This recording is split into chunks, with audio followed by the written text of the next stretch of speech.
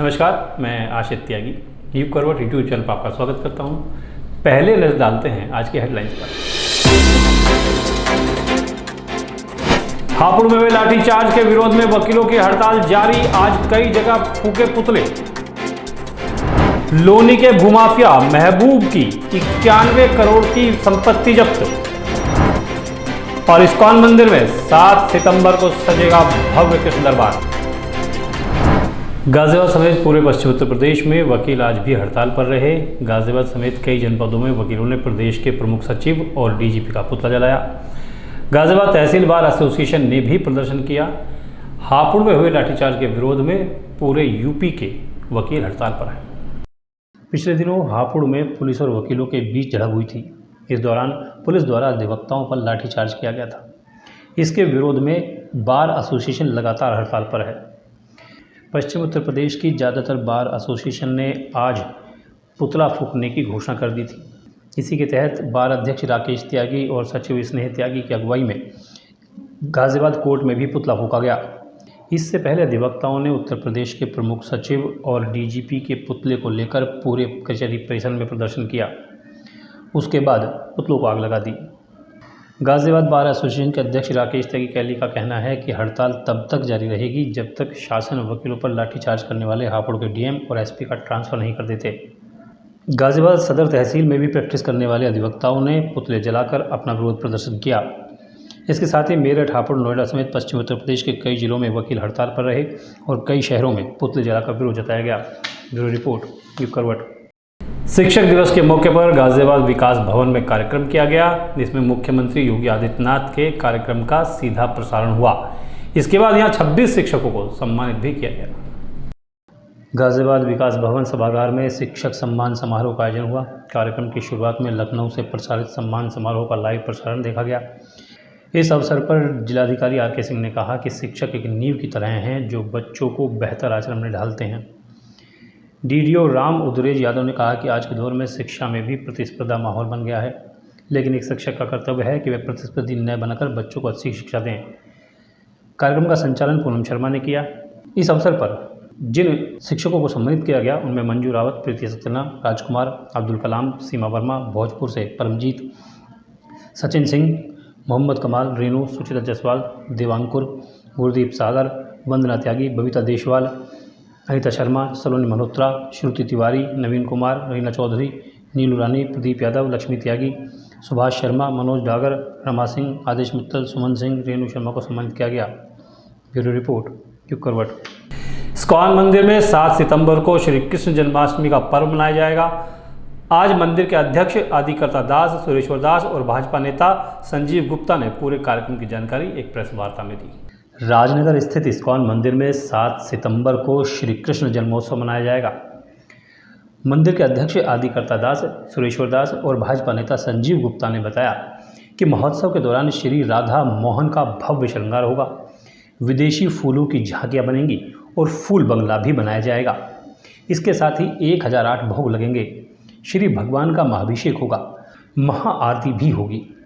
कार्यक्रम की शुरुआत सुबह 4:30 बजे मंगल आरती से होगी। उसके बाद 7:45 बजे ठाकुर जी का पहला श्रृंगार दर्शन होगा। 8 बजे से श्री कृष्ण कथा कही जाएगी। पूरा सहयोग मिल रहा है और हमें पिछले सालों की भांति आप सभी पूरा कोऑपरेट करते हो, बढ़ चढ़ के इनमें हिस्सा लेते हैं आप सब। तो मुझे पूरी उम्मीद ही सही पूरा विश्वास है कि इस बार भी थोड़ा प्रचार प्रसार बढ़िया रहेगा, तो सब लोग आएंगे, दर्शन करेंगे।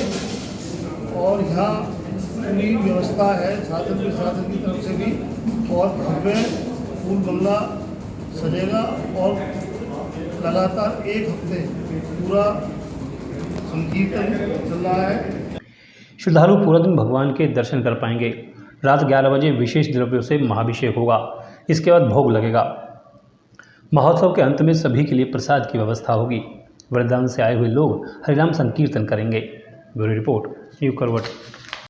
गाजियाबाद के लोनी क्षेत्र में महबूब नाम के भूमाफिया पर प्रशासन ने बड़ी कार्रवाई की है। इसकी तकरीबन 91 करोड़ रुपए की संपत्ति कुर्क की गई है। ये गैंगस्टर एक्ट का अभियुक्त महबूब अली पुत्र नूर मोहम्मद थाना ट्रोनिका सिटी का रहने वाला है। इसके विरुद्ध करीब 2 दर्जन आपराधिक मुकदमे पंजीकृत हैं, जिसमें भोले वाले लोगों की ज़मीन कब्जाना, उनके साथ धोखाधड़ी करना, इस तरह के अनेक अपराध इसके ऊपर इस तरह के मुकदमे दर्ज हैं। कुल इसकी जो संपत्ति है जो अपराध से अर्जित करके इसने बनाई है, अभी तक जो चिन्हित किए गए हैं उसमें 91 करोड़ की संपत्ति की जो 14 गैंगस्टर एक्ट के अंतर्गत जब्तीकरण कुर्की का आदेश होता है, वो पुलिस आयुक्त गाज़ियाबाद महोदय द्वारा पारित किया गया है। उसी आदेश के अनुपालन के क्रम में आज थाना ट्रोनिका सिटी में इसकी एक दुकानों का एक कॉम्प्लेक्स जिसमें 5 मंजिला मकान है, इसके अलावा एक और इसके इसी प्रकार का एक बड़ा मकान कोठी, इन तीनों संपत्तियों की कुर्की की कार्रवाई की जा रही है। गाज़ियाबाद के खोड़ा थाना क्षेत्र से एक वीडियो वायरल हुई है। बताया जा रहा है कि इस वीडियो में एक चौकी इंचार्ज किसी से लेन देन की बात कर रहे हैं। वीडियो वायरल होते ही अधिकारी एक्शन में आ गए, दरोगा को फिलहाल सस्पेंड कर दिया गया है। देखिए, ये सोशल मीडिया के माध्यम से एक ये वीडियो प्रकाश में आया है, जिसमें जो थाना खोड़ा पर नियुक्त एक निरीक्षक, उसका वीडियो है जिसमें कुछ आर्थिक लेन देन संबंधी बात की जा रही है। उक्त वीडियो का संज्ञान लेते हुए तत्काल मेरे स्तर से संबंधित उप निरीक्षक को निलंबित कर दिया गया है और इस पूरे प्रकरण की विभागीय जांच एसीपी इंद्रापुरम को दी गई है और जांच के क्रम में विभागीय कार्रवाई अलग से की जाएगी। सफाई आयोग की राष्ट्रीय उपाध्यक्ष अंजना पवार 2 दिन गाज़ियाबाद में रहीं। पहले दिन उन्होंने गंगाजल परियोजना गेस्ट हाउस में लोगों की समस्याएं सुनी। आज वो कलेक्ट्रेट पहुंची, जहां उन्होंने नगर निगम और स्वास्थ्य विभाग के अधिकारियों के साथ बैठक की। राष्ट्रीय सफाई आयोग की उपाध्यक्ष अंजना पवार गाज़ियाबाद के 2 दिन के भ्रमण पर रहीं। कल उन्होंने गंगाजल गेस्ट हाउस में समाज से जुड़े लोगों की समस्याएं सुनी। आज जिला मुख्यालय पहुंची और समीक्षा बैठक की। समीक्षा बैठक में सफाई कर्मियों की समस्याओं पर प्रमुखता से विचार किया गया। सफाई कर्मियों के विनियमितीकरण, स्वास्थ्य जांच, कर्मचारियों रिक्त पदों की भर्ती पर चर्चा हुई। इस दौरान अंजना पवार ने नगर निगम की विभिन्न योजनाओं और सफाई कर्मियों के लिए दी जाने वाली योजनाओं की भी जानकारी ली। नगर आयुक्त विक्रमादित्य सिंह मलिक ने बैठक में कहा कि जो समस्याएं रखी गई हैं उनका निस्तारण जल्द किया जाएगा। ब्यूरो रिपोर्ट, युग करवट। कौशाम्बी जनपद से एक अजीब घटना सामने आई। यहाँ एक युवक ने शादी की मन्नत मांगी थी। इसके लिए पूरे सावन मंदिर में जाकर पूजा अर्चना की। सावन बीत जाने के बाद भी शादी नहीं हुई तो वो युवक मंदिर से शिवलिंग ही चुरा कर ले गया। ये युवक कौशाम्बी जिले का छोटू है। छोटू भगवान से इतना नाराज हुआ कि मंदिर से शिवलिंग ही चुरा कर ले गया। इस चोरी के पीछे की कहानी भी कम दिलचस्प नहीं है। दरअसल छोटू की विवाह करने की इच्छा थी, मगर संजोग नहीं बन रहा था। छोटू ने मंदिर में जाकर मन्नत मांगी। पूरा सावन रोजाना मंदिर गया, रोज भगवान महादेव की पूजा की। सावन का महीना समाप्त हो गया, मगर छोटू की शादी नहीं हुई। मन्नत पूरी ना होने पर छोटू भगवान से नाराज हो गया। गुस्से में मंदिर से शिवलिंग ही चुरा कर ले गया। पुलिस ने छोटू की निशानदेही पर शिवलिंग बरामद कर लिया। लोगों ने उसे फिर से मंदिर में स्थापित भी कर दिया। इतना सब कुछ होने के बाद भी छोटू के हाथ कुछ नहीं लगा। फिलहाल छोटू को चोरी के आरोप में गिरफ्तार कर लिया गया है। ब्यूरो रिपोर्ट, युग करवट। गाज़ियाबाद नगर निगम में आज संभव दिवस का आयोजन किया गया। गाज़ियाबाद में नगर आयुक्त के रूप में IAS अधिकारी विक्रमादित्य मलिक ने कल ही चार्ज संभाला था। संभव दिवस में आज वो खुद बैठे और लोगों की समस्याओं को सुना। ज़्यादातर समस्याओं के निस्तारण के निर्देश दे दिए गए हैं। ये था आज का बुलेटिन। अब खबरों का पोस्टमार्टम।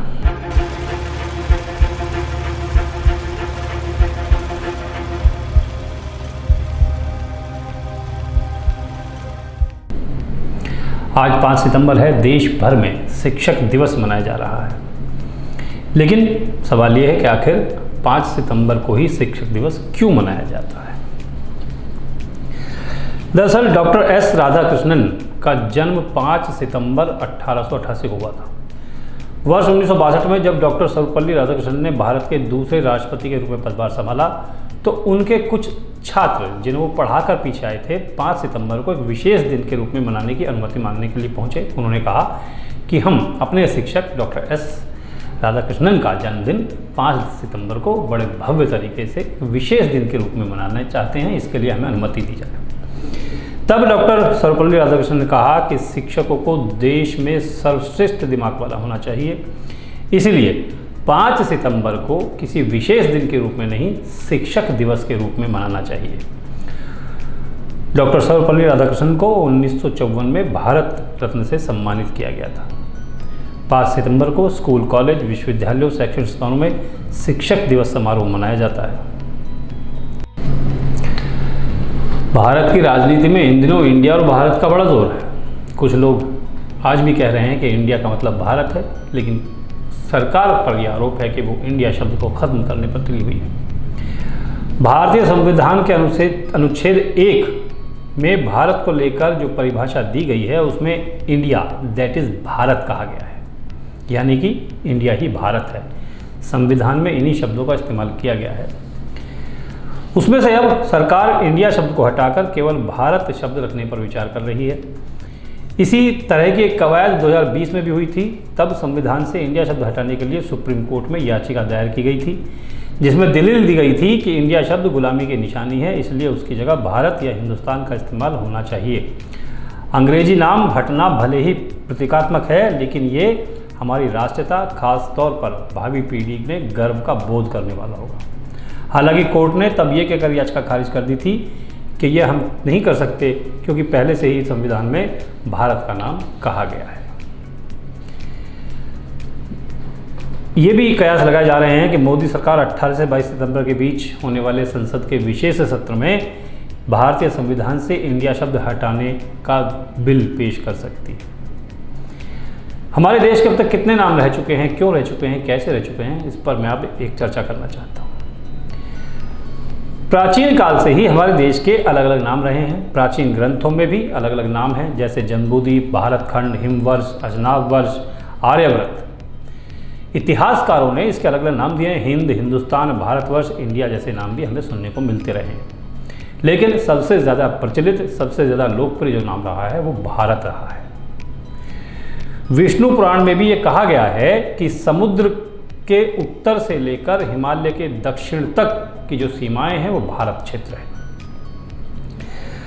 पौराणिक युग की मान्यता और हिंदू धर्म से जुड़ी तमाम ऐसी कहानियां हमें सुनाई देती हैं, जिनमें बताया जाता है कि भरत नाम के व्यक्ति की वजह से इसका नाम भारत है। एक मान्यता यह है कि महाभारत में हस्तिनापुर के राजा दुष्यंत और शकुंतला के पुत्र भरत के नाम पर इस देश का नाम भारत है। कुछ लोग मानते हैं कि भगवान श्री राम के छोटे भाई भरत के नाम पर इस देश का नाम भारत पड़ा है, क्योंकि श्री रामचरितमानस के अनुसार भरत ने राम के वनवास जाने के बाद उनकी खड़ाओं को सिंहासन पर रखकर राजकाल संभाला था। खुद राजा नहीं बने थे। उनके इस त्याग को देखते हुए ही देश को भारत नाम दिया गया। एक मान्यता ये भी है कि नाट्य शास्त्र में जिन भरत मुनि का जिक्र है उन्हीं के नाम पर इस देश का नाम भारत है। जो नाट्यशास्त्र के राज ऋषि भरत के बारे में बताया जाता है कि उनके नाम से जुड़ा मुहावरा काफ़ी प्रचलित है। इसी तरह मत्स्य पुराण में उल्लेख है कि मनु को प्रजा को जन्म देने वाले वर और उसका भरण पोषण करने के कारण भरत कहा गया है और उसी आधार पर भारत है। जैन परंपरा में भी भरत नाम का जिक्र मिलता है और उसी के नाम पर भारत देश बताया जाता है। इंडिया नाम कहाँ से पड़ा, इसके कुछ पुख्ता सबूत तो किसी के पास नहीं है, लेकिन ये कहा जाता है कि अंग्रेज जब भारत में आए थे तो उन्होंने सिंधु घाटी को इंडस वैली कहा था। उसी आधार पर देश का नाम इंडिया कर दिया गया। इसलिए ये भी माना जाता है, ये भी लोग कहते हैं कि अंग्रेज भारत या हिंदुस्तान कहने में थोड़ा मुश्किल महसूस करते थे और इंडिया कहना काफ़ी आसान था, इसीलिए तब भारत को इंडिया कहा जाने लगा। इस नाम के पीछे राजनीति भी समझ लीजिए। साल 2024 के लोकसभा चुनाव से पहले ही विपक्षी दलों ने गठबंधन किया, जिसका नाम INDA इंडिया बना। इसका पूरा अर्थ Indian national development inclusive alliance है। इस अलायंस के बनने के बाद से ही सत्ताधारी भाजपा के लोग इंडिया शब्द पर आपत्ति जताने लगे और इंडिया को लेकर संवैधानिक मान्यताओं की चर्चा तेज हुई। हिंदुस्तान नाम का जिक्र अगर आता है तो ये कहानी सुनाई जाती है कि भारत की अखंडता और उसकी एकता को गौरव को बखान करता है। मध्य युग में जब तुर्क और ईरानी यहाँ आए तो उन्होंने सिंधु घाटी से ही प्रवेश किया था। वो लोग सा का उच्चारण नहीं कर पाते थे और उसको वो हा बोलते थे, इसलिए सिंधु को हिंदू कहा और इस देश का नाम हिंदुस्तान कहा जाने लगा। जम्बूद्वीप भी हमारे देश को कहते हैं। कहा जाता है कि जम्बू पेड़ भारतीय ब्लैकबेरी का दूसरा ये नाम है, जिसकी वजह से इसे जम्बूद्वीप मिला। विष्णु पुराण अध्याय 2 में जम्बू वृक्ष के फलों को हाथियों जितना बड़ा विशाल बताया गया है। ये भी कहा गया है कि जब वो सड़ जाते हैं और पहाड़ों की चोटी पर गिरते हैं तो उनके रस से एक नदी बन जाती है और इस नदी की वजह से ही उस स्थान को जम्बूद्वीप नाम दिया गया। भारत खंड नाम भारत के वेद, पुराण, महाभारत, रामायण सहित कई ग्रंथों में भारत खंड नाम सुनने को आता है, जिसका अर्थ है भारत का भाग यानी भारत की भूमि। आर्यवर्त भी हमारे इस देश को कहा गया है। कहा जाता है कि आर्य भारत के मूल निवासी थे। वे समुद्री रास्तों यहाँ पहुँचे और आर्य द्वारा इस देश को बसाया गया, इसीलिए इस भूमि को आर्यवर्त भी कहा गया। हिमालय के नाम पर भारत को हिमवर्ष भी कहा जाता है। वायु पुराण में एक जगह जिक्र है कि बहुत पहले भारतवर्ष का नाम हिमवर्ष था। अब बात G20 सम्मेलन की। दिल्ली के लिए 3 दिन 8, 9 और 10 सितंबर काफ़ी मुश्किल भरे हो सकते हैं। हालांकि एडवाइजरी में ये कहा गया है कि ये प्रतिबंध केवल NDMC के क्षेत्र में ही है, बाकी दिल्ली को इससे मुक्त रखा गया है। लेकिन G20 शिखर सम्मेलन को लेकर जो प्रतिबंध लगाए गए हैं उसमें कुछ और नई चीज़ें जुड़ गई हैं। अब 8 से 10 सितंबर तक ऑनलाइन ऑर्डर की डिलीवरी और दूसरी कई सेवाओं पर भी प्रतिबंध लगा दिया गया है। विशेष पुलिस आयुक्त के अनुसार दिल्ली में सभी क्लाउड किचन, वाणिज्य प्रतिष्ठान, बाजार, खाद्य वितरण, वाणिज्य वितरण सेवाएं 8 से 10 सितंबर तक बंद रहेंगी। अमेजन और फ्लिपकार्ट जैसी कंपनियों के माध्यम से भी डिलीवरी NDMC के क्षेत्र में नहीं हो पाएगी। चिकित्सा, दवा आदि को छोड़कर, क्योंकि इन पर प्रतिबंध नहीं है, दवा आदि की अगर आपको आवश्यकता है तो आपको वो मिलेंगी। लैब रिपोर्ट और सैंपल कलेक्शन की भी अनुमति होगी।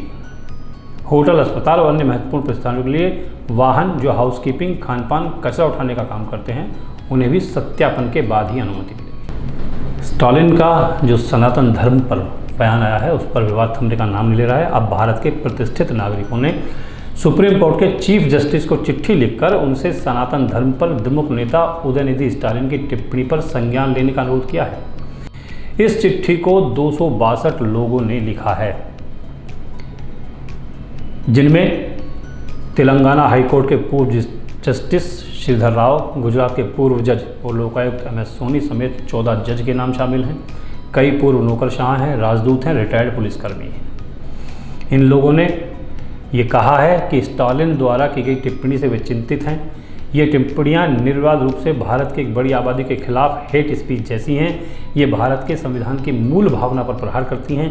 भारत की धर्मनिरपेक्ष राष्ट्र के रूप में जो परिकल्पना की गई है उसे दूषित करती हैं। इसमें कहा गया है कि बेहद गंभीर मुद्दों पर कदम उठाने को प्रशासन की ओर से किस तरह के विलंब अदालत की अवमानना को बुलावा देना होगा।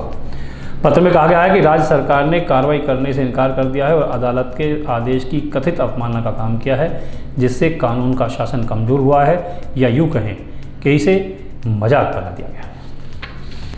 विश्व कप 2023 के लिए भारतीय क्रिकेट टीम का ऐलान हो गया है। रोहित शर्मा की कप्तानी में भारतीय कंट्रोल रूम ने 15 सदस्यीय टीम की घोषणा की है। भारत में 5 अक्टूबर से 19 नवंबर तक ये टूर्नामेंट खेला जाएगा। भारत का पहला मुकाबला चेन्नई में 8 अक्टूबर को ऑस्ट्रेलिया से है। जो टीम घोषित की गई है उसमें रोहित शर्मा हैं, शुभम गिल हैं, विराट कोहली, श्रेयस अय्यर, ईशान किशन, KL राहुल, हार्दिक पांड्या, सूर्य कुमार यादव, रविंद्र जडेजा, अक्षर पटेल, शार्दुल ठाकुर, मोहम्मद शमी, मोहम्मद सिराज, जसप्रीत बुमराह और कुलदीप यादव। ये भारतीय क्रिकेट टीम का हिस्सा होंगे जो टीम क्रिकेट वर्ल्ड कप खेलेगी। तो आज के लिए बस इतना ही। गाज़ियाबाद और उसके आसपास के तमाम शहरों की खबरों को जानने के लिए देखिए युग करवट यूट्यूब चैनल, और अगर आप विस्तृत रूप से जानकारी पाना चाहते हैं तो आपको पढ़ना होगा युग करवट समाचार पत्र। युग करवट यूट्यूब चैनल को सब्सक्राइब करें, वीडियो को लाइक करें, अपने दोस्तों और रिश्तेदारों के साथ शेयर करें और कमेंट ज़रूर करें। नमस्कार।